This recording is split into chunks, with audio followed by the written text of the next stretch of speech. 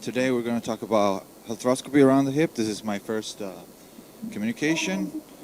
I work and live in Rome. So first of all, we're going to take a look at what we're going to see today. We're going to talk about extraarticular structures, which are iliopsoas tendon, reflected head of the rectus hip, rotator cuff, and tensor fascia lata. The structures we're going to talk about, we start with the iliopsoas tendon. The iliopsoas might give an internal snapping hip, as you know, but it can also give medial-acetabular edge impingement, an overuse syndrome, like a trunk tendonitis, or a cup impingement in total hip replacement. You see here the tendon moving back and forth, and flexion and extension, and this is a normal tendon. How do we perform an iliopsoas tendon release? Well, if the conservative treatment doesn't work, then you can actually release the tendon at 3 different levels.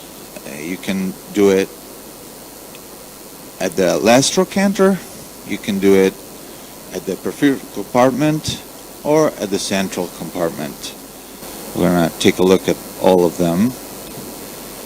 At the last trochanter, you can use your standard portals, but you will also need another portal, which is a dedicated portal, which is marked with that X. The hip is in flexion. You make your first portal with no traction. You target the last trochanter, you check with the x-rays, and then you make your second portal, which is going to be the working portal, and you can actually make the tenotomy just looking at the tendon right where it inserts in the last trochanter. Then you can do it at the peripheral compartment, which is different. You actually need to have a window in the capsular right next to the head-neck junction, and you're gonna see the tendon underneath the capsule. You don't need traction to do it. You use your standard portals. You have to make this capsular window, and once you've done it, the tendon is right there. Very easy to see, very easy to perform the lengthening. This is not a tenotomy. This is a partial release of the tendon.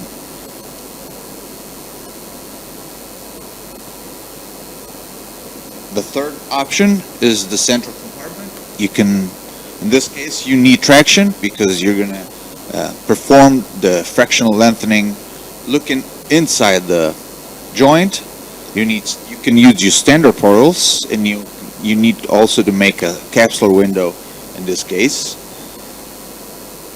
So here's the femoral head, the labrum, and the iliopsoas, right?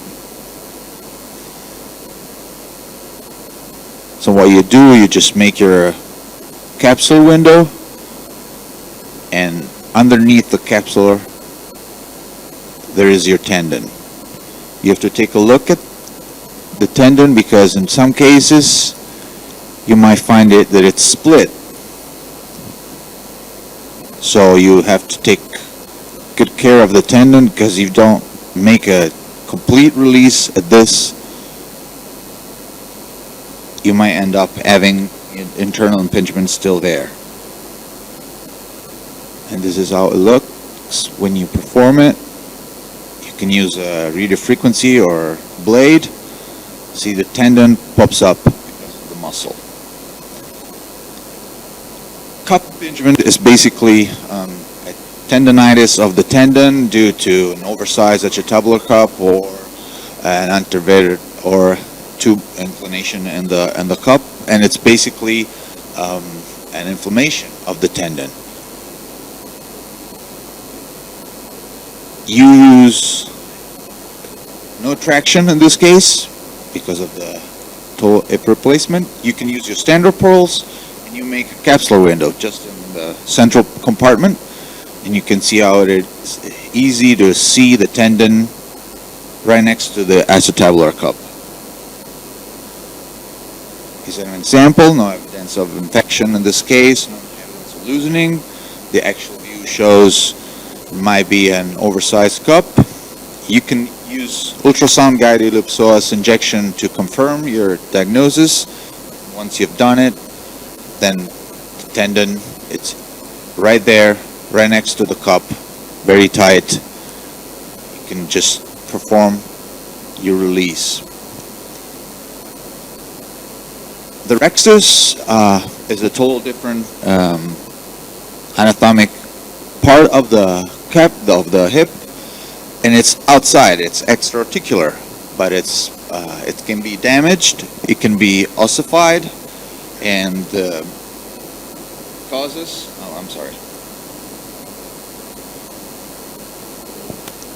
It can be traumatic with previous stretching of the muscle or in a common impingement. Or it can also be neurological or iatrogenic. So we make it.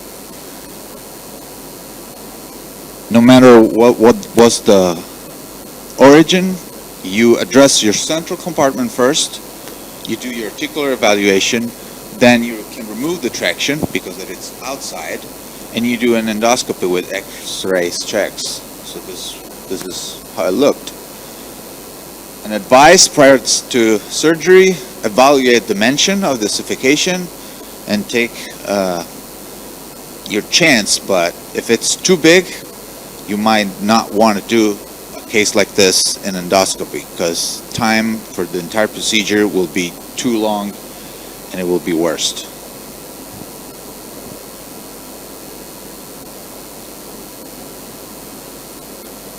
So this is how the tendon looks like. You can use this radio frequency to detach as less tendon as possible from its origin.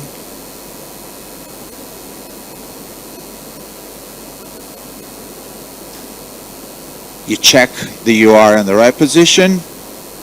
Once you've done this, it's very easy to remove the ossification with a burr, like we use in the cam.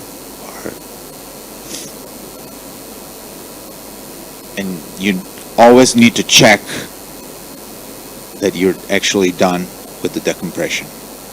This is another case. You see it's bigger, it's longer, but you basically do the same thing. And if you have a cam impingement, like in this case, you have to address the cam as well when you're done with the rectus. Let's talk about hip rotator cuff. Well, the cuff, it's very important for all the people that use the hip for moving. The gluteus medius and the gluteus minus are the tendon that they are involved. This population has a very low modified Harry score. They have pain. They can't really walk. They limp.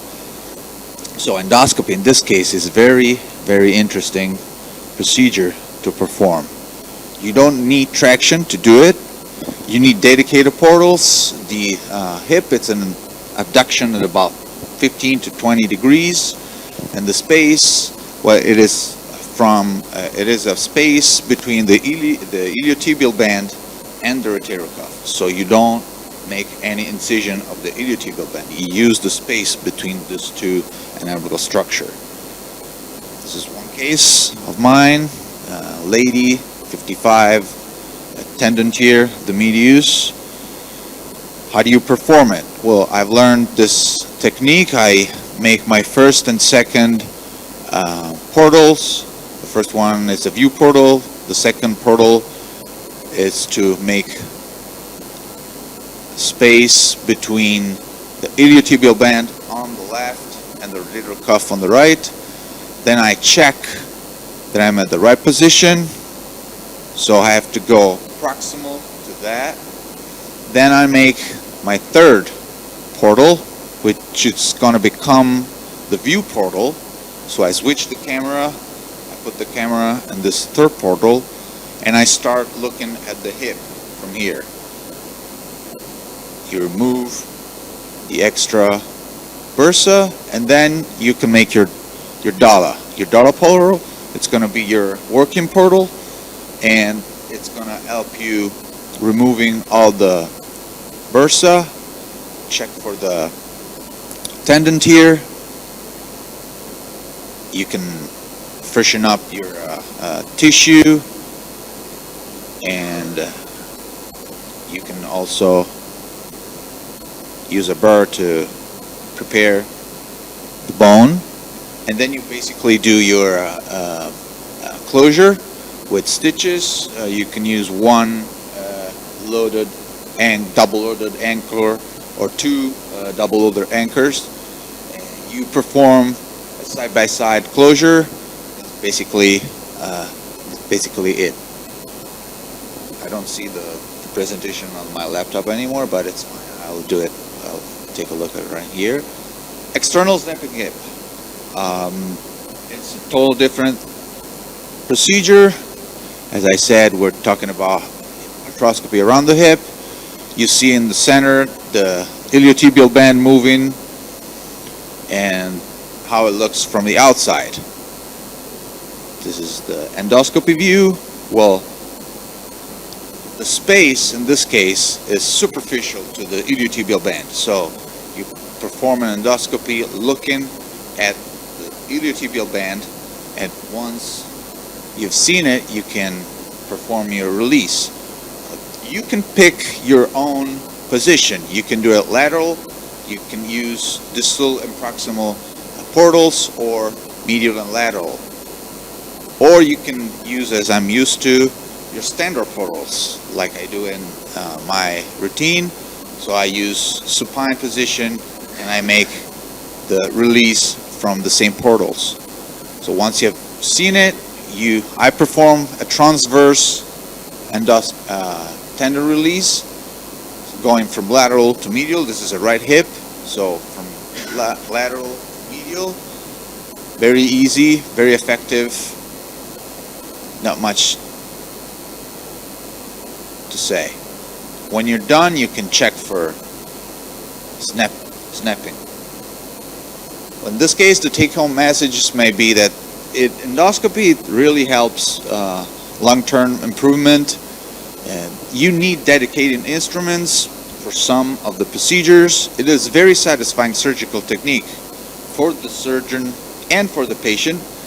Learning curve might be an issue, but because you add an extra time at your arthroscopy most of the time, but if you start with somebody who has done it, then you're going to be fine, totally fine. Thank you.